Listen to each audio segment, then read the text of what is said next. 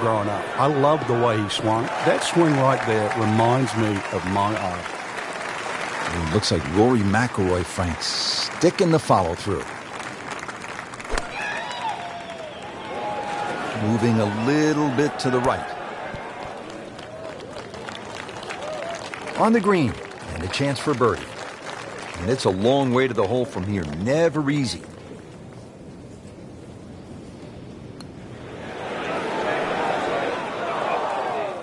Well, you couldn't ask for much more than that, except to make it. You don't want to let this one get away. This is about concentration and focus at this point.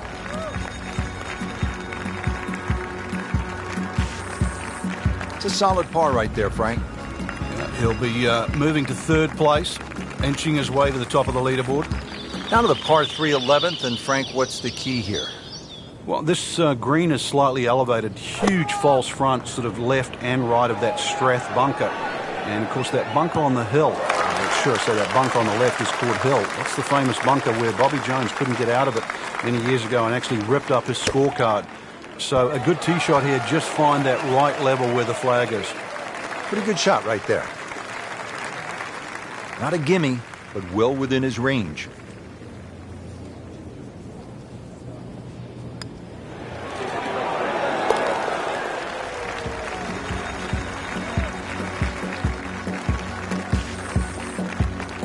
Frank, you've been there. Good spot to be. Yeah, second place, just on the heels. Moving forward, the game looks in good shape.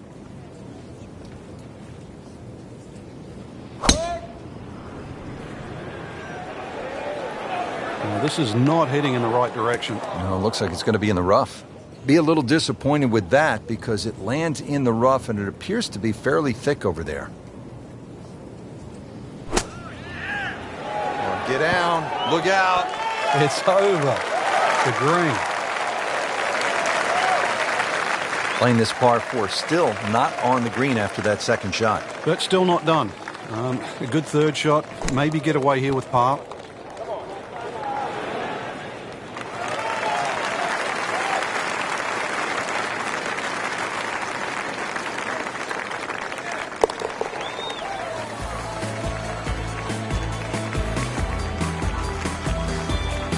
Even with that par, will drop down on the leaderboard. Time to change gears. Birdie time. Moving on now to the par 4 13th. Frank, what's the strategy here? Once again, to avoid those pot bunkers. The first one is called Nicks, and then the other two up ahead, once again, they're called the Coffins. Somehow you've got to go right or left of those or beyond those. If you can go in the exact right position, which is slightly left center, you will actually have a full view of this green. Left or right of that, then it's a blind second shot. Getting set for this next shot from the rough, what does the player need to be careful of here, Frank? Well, this is where we're going to see exactly how good they are because, that's not exactly the best lie, but it's sort of doable if you know what you're doing. How good was that, Frank, from the rough? Oh, that's amazing. That's a master class in short game.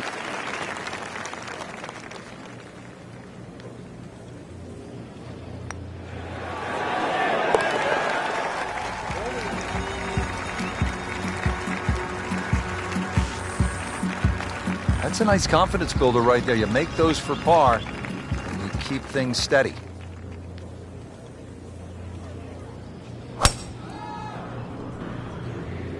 Oh, beautiful swing, and the result is every bit as good.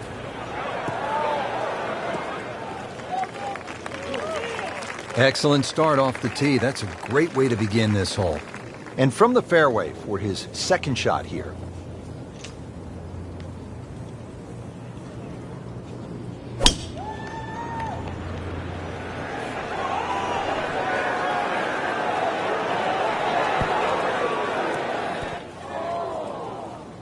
Frank, it hit the green, but just didn't have enough backspin.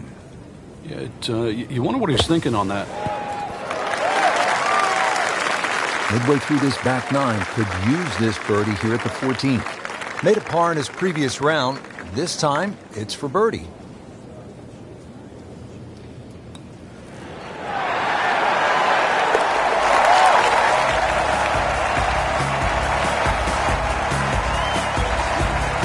Frank, this is a good position to be in for a player.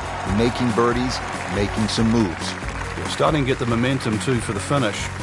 Frank, one of the things I always loved about links golf is that you're not aiming at a flagstick or a tree, but sometimes you're aiming for a steeple in the distance, and this is a good example here at the 15th. Yeah, the church steeple is the exact line off the tee. That gives you sort of the center of the fairway. Really, you don't have to be overly bold off the tee. This is about just finding a nice flat lie for that second shot, because this is another difficult green that's well protected by just one little bunker that's in the front left that you don't think comes into play. But if your second shot doesn't land the right distance, more often than not, it just gets swallowed up by that. Chance to get it close here.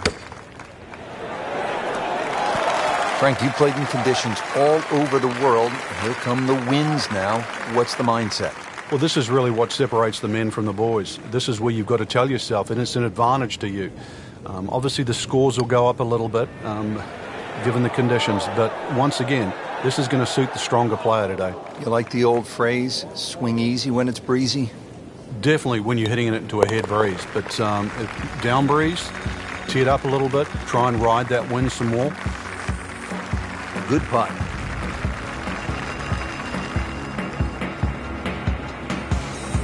Frank, the 16th hole, there was a time in my life when I was in 4th grade, I would have really enjoyed hitting the principal's nose.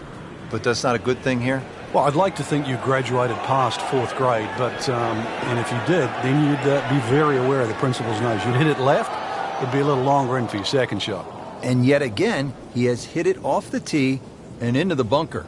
Second shot now, and this is from 140 yards away.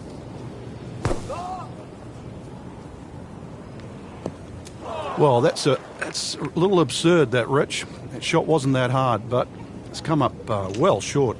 Didn't appear committed through impact.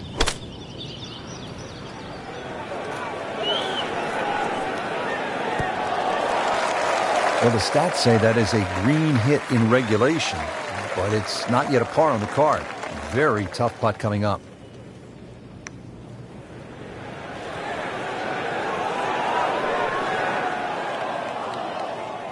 Speed wasn't bad on that long putt, but the read wasn't very good. Bogey here yesterday, chance to better that today. Frank, I thought that was in. That's about as depressing a moment as there is in golf. When you miss the bogey putt, you know you're staring at double.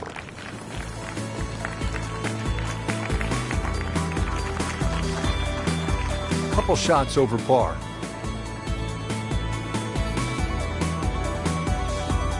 Now at the 17th tee, and Frank, this is really when you begin to feel the weight and the history of the old course bearing down on you. And you also feel the nerves as well, because you're having to hit it not just at a fairway or over a bush, but over the corner of an out of bounds. And you'll see there's a little sign up there that says Old Course and Country Club. So you've got to pick the exact letter for the line that you want to hit it across. Hit it down the right side, this hole certainly becomes shorter. Left, you find the left and short, you find the road hole bunker. A little right and long, and well, there's a chance of going out of bounds or on the road itself. And it was almost like that's what he wanted to do, but why would you want it to run over the back?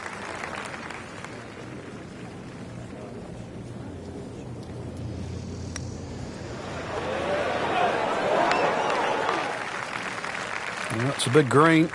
He's managed to get it smack bang in the middle of it. Something about this hole, it has not been kind. Bogey yesterday and staring at another one today.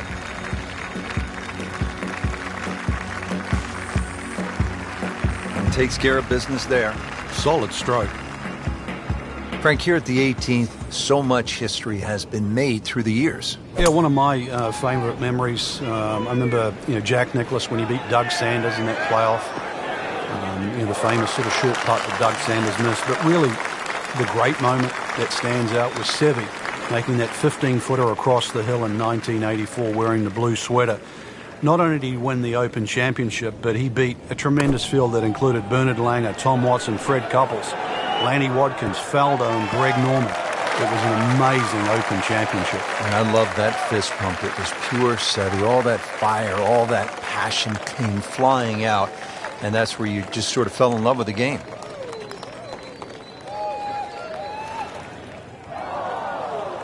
Very well done. Almost made it. Yeah, there'll be no stress for the next one. So a tester from 4 feet.